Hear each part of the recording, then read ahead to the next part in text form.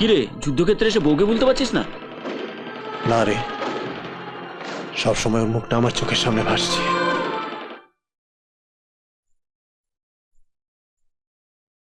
কালিদি, মায়ের পায়ের ব্যথার জন্য তেলটা গরম করেছো?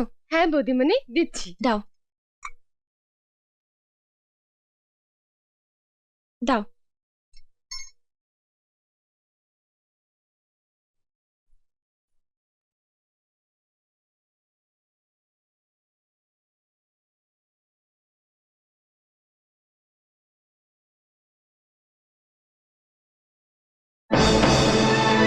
থাক, আর আধিক্যতা দেখাতে হবে না।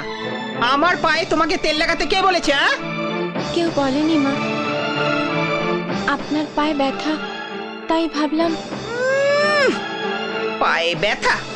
যেদিন থেকে তুমি এ বাড়িতে পা দিয়েছো সেদিন থেকে আমার বুকে ব্যথা শুরু হয়ে গেছে। যাও, এ ঘর থেকে যাও। আর একটা কথা শুনে রাখো, তুমি এ ঘরে কোনোদিনও আসবে না। যাও, অপয়া কোথাকারী, যাও। কখনো স্বপ্ন ভাঙে অসময় সন্ধ্যা নামে,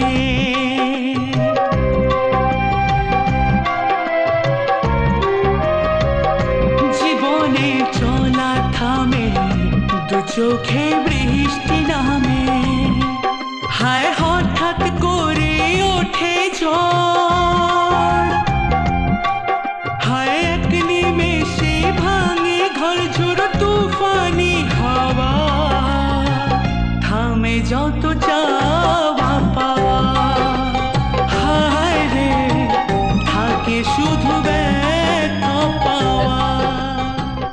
কাইন্দ না বৌরানী, কাইন্দ না গো। বাড়ির লক্ষ্মীর চোখে জল ফেললে সংসারে অমঙ্গল হয়।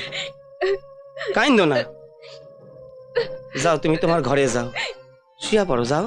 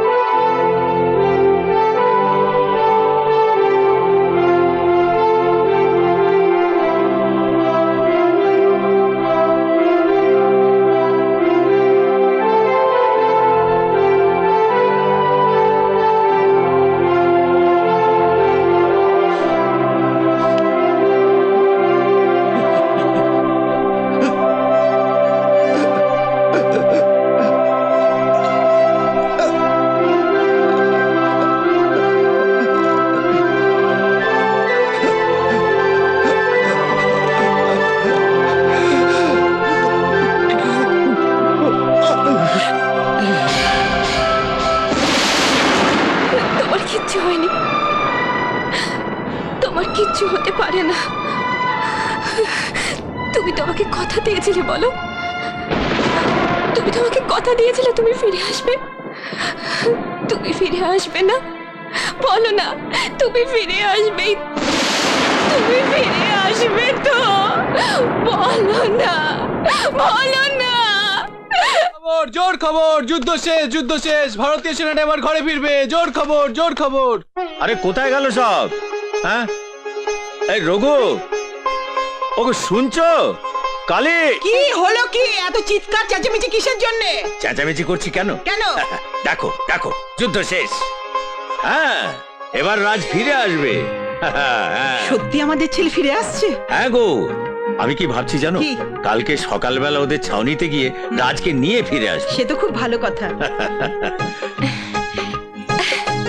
বাবা, হ্যাঁ? আমিও তোমাদের সাথে যাব। তুমিও যাবে? তা বেশ তো, বাপ বেটিতে দুজনে মিলে সকালবেলা বেরিয়ে যাব, ঠিক আছে?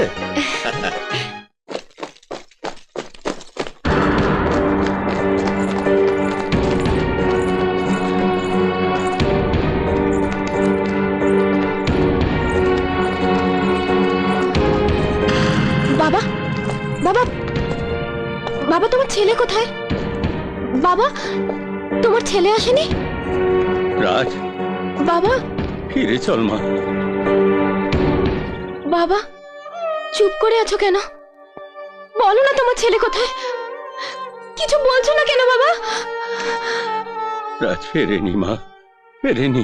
সে কি, সবাই ফিরে এসেছে অথচ তোমার ছেলে ফেরেনি? না না, তোমার নিশ্চয়ই কোথাও দেখতে ভুল হয়েছে। আমি যাব, আমি যাব। কোথায় যাবি তুই? তোমার ছেলেকে খুঁজে আনতে। তুমি দেখো, ও নিঘাত কোথাও লুকিয়ে আমাদের সঙ্গে মজা করছে। আমি ওকে খুঁজে আনবো, তুমি দাঁড়াও। মাধুমা, মাধুমা শোন। দাঁড়াও। ছ্যা! চমৎকার, বলা নেই কওয়া নেই, বাড়ির বউ সারা রাত বাড়ির বাইরে কাটিয়ে সকালবেলা বাড়ি ফিরে এলেন। মা, বলি, কোন নাগরের সঙ্গে ঢলাতে গিয়েছিলে মা? সেখানেই তো থাকলে পারতে। তোমার ওই কালো মুখটা না দেখালে হচ্ছিল না? এসব তুমি কি বলছো মা? তোর কোনো কথা আমি শুনতে চাই না।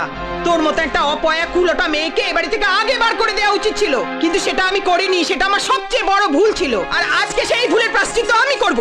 বেরো, তুই বাড়ি থেকে বেরো। তোর জন্য, আজকে তোর জন্য আমার রাজের এই অবস্থা। তুই বেরো বাড়ি থেকে, বেরো বলছি, বেরো। কি করতেছো কি? ছাড়ো, ওর কি দোষ? তোদের এত বড় সাহস! বেশি বেয়াদবি করলে তোদের দুইজনকে বাড়ি থেকে বার করে দেবো। তাই দাও মা, তাই দাও। তুমি অন্যায় সহ্য করা যায় না। একটা ভালো মায়ের তুমি। এত বড় সাহস! আমার মুখের উপর কথা! আজকে সবাইকে বাড়ি থেকে বার করব। এই চল, তুই এই বাড়িতে আসার পর থেকে আমার সংসারটা শেষ হয়ে গেছে। একটা অপয়া কুলোটা। ওঠ, ওঠ বলছি। ওঠ বদমাইশ কোথাকারে, ওঠ। শয়তান কোথাকারে। হারামজাদা, বাড়ি থেকে আজকে বার করব। গঙ্গা! হ্যাঁ? কি হচ্ছেটা কি? কি হচ্ছে? কি এই করছো? অপয়া অলক্ষণে মেয়েটা এই বাড়ি থেকে এক্ষুনি বেরিয়ে যাবে। কেন? কি হয়েছেটা কি? ও আমার হয়েছেটা কি? ছেলেকে খেয়েছে, এবার আমার পরিবারকে খাবে। ছি! তাই বলে একটা মেয়েকে তুমি মারবে এরকম ভাবে? রাজ ফিরছে না, তার জন্য কি মেয়েটা দায়ী? একজন ফ্রিডম ফাইটারের বাড়িতে ছেলের বউকে এভাবে মারধর করা, ছি ছি ছি। আমি কোনো কথা শুনতে চাই না। ও যদি এ বাড়িতে থাকে তাহলে কিন্তু আমি গলায় দড়ি দিয়ে মরবো, এই কথা বলে রাখলাম। বাবা, দোহাই আপনার, আমাকে এ বাড়ি থেকে তাড়িয়ে দেবেন না বাবা। দয়া করে আমাকে এ বাড়িতে থাকতে দিন। মারে, এ বাড়িতে থাকলে তুই বাঁচবি না মা। কিন্তু কিন্তু তোকে তো বেঁচে থাকতে হবে রাজ না আসা পর্যন্ত। বাবা, তুই কিছু ভাবিস না মা, আমি তোকে তোর বাবার কাছে রেখে আসবো। কিন্তু আমার খুব কষ্ট হবে জানিস, তোকে না দেখতে পেলে আমার খুব কষ্ট হবে। তবু ভাববো আমার মা ওর বাবার বাড়িতে খুব ভালোই আছে। তুই শুধু তোর এই বুড়ো ছেলেটাকে ফুল বুঝিস নে, ফুল বুঝিস নে মা। কই গো মমতা, খাবার জলটা নে। ও এই তো। না। ও দেখো মমতা, আমাদের মাধুমার জন্য যে নতুন শাড়িটা কেনা হয়েছে সেটা যে ওকে দিতে যেতে হবে, সে খেয়াল আছে? হ্যাঁ গো, খেয়াল আছে। বেআই মশাই, বেআই মশাই, আসুন আসুন বেআই মশাই, বসুন। আজ আমি আপনার কাছে বসতে আসিনি। আমার মাধুমাকে আপনার কাছে রেখে যাচ্ছি। এখন থেকে ও কাছেই থাকবে।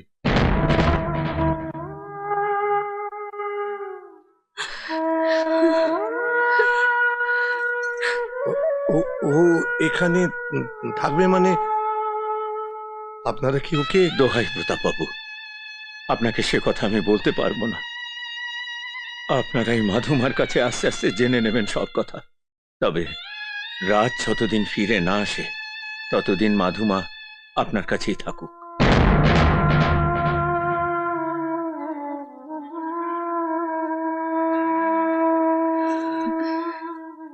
ভালো থাকিস মা, ভালো থাকিস।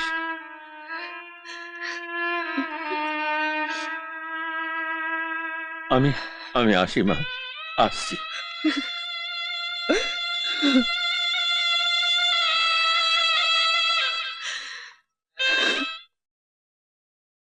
রঘুদা, তুই? এখানে থাকতে আমার একদম ভালো লাগছে না রঘুদা। আমারও তো তাই রে, তাই তো চলে যাইতাছি। আমাকে না বলেই চলে যাচ্ছ? কি করুম ক, আমারে তো তোর পছন্দ না, তাই তো চলে যাইতাছি। আমার চেহারা তো মুখ পড়া হনুমানের মতো। আমার এই মুখ পোড়া হনুমানটাকেই পছন্দ। আমাকে তোমার সঙ্গে নিয়ে যাবে রঘুদা? আমার লগে যাবি তুই? হ্যাঁ যাব। আজ 1 বছরের বেশি হয়ে গেল, রাজদাদাবাবুর কোনো খবর নেই, বৌদিমণি আর ফিরে এলেন না। এই বাড়িটা একটা ভূতের বাড়ি হয়ে গেছে। আমার আর একদম ভালো লাগে না রঘুদা এখানে থাকতে। ঠিক কইছস, চল আমরা চলে যাই। চল। নাকি আপনি আবার এসেছেন? আপনারাই তো এখানে আসতে আমাকে বারবার বাধ্য করছেন।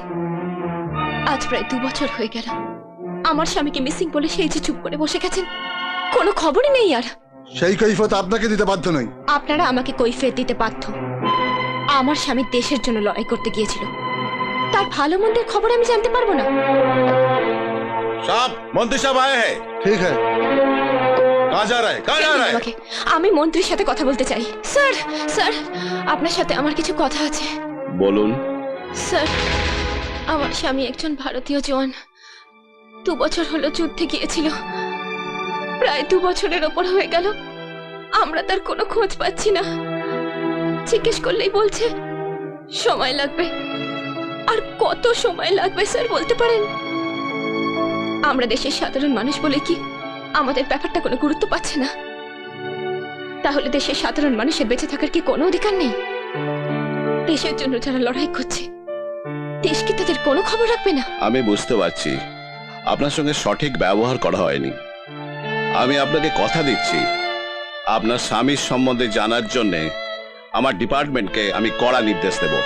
আমি একটা কথা স্পষ্টভাবে বলে রাখছি, আমার স্বামীকে আমার কাছে ফিরিয়ে দিতে হবে। যে অবস্থাতেই থাকুক, যেখানেই থাকুক, আমার স্বামীকে আমার ফেরত চাই। এটা কোনো অসহায় নারীর অনুরোধ নয়, একজন ভারতীয় জওয়ানের স্ত্রীর দাবি।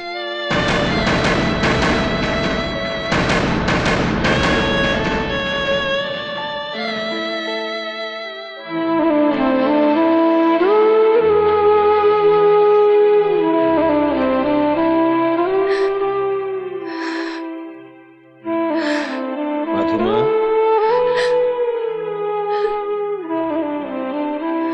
মাধুমা, আর কত কাঁদবি মা? তার চেয়ে চল না আমরা নৌকায় গিয়ে বসে। হ্যাঁ, কতদিন তুই নৌকা চালাস না? আমার কিছু ভালো লাগছে না সিধু কাকা, কিচ্ছু ভালো লাগছে না আমার।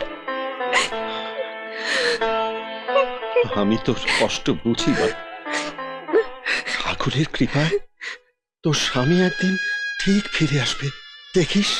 আমি তো কোনো অন্যায় করিনি সিধু কাকা, তাহলে ভগবান আমাকে কেন এত কষ্ট দিচ্ছে? কেন?